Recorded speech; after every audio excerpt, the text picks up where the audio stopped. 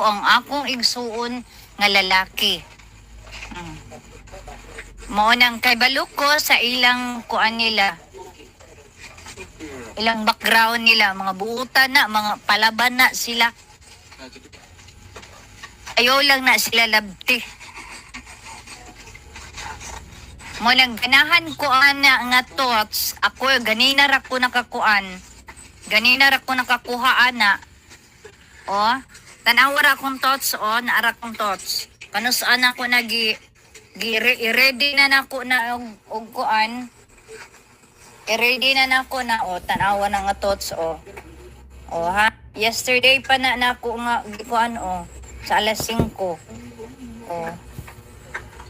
nakuan na o na.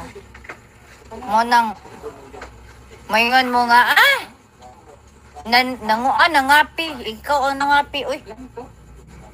Nag-reading ko ana, nana kung gallery. Klaro ka, di na piki o pagka-upload na, update na diya nga yesterday yesterday na ko na siya gibutang pero ready to upload na siya. Oh. Continue ta. And I will not change or adjust just because you are insecure. Bitaw. Unsa, bakalag mayon mo nga ngilad kong batasan. So, unsa kay? Kung ngilad nga nung magkipag-insist ka sa ako kay insecure man. Manong hilabtan man ang akong kanang personal matter nako. Imagine na, ang amiga, may limitasyon.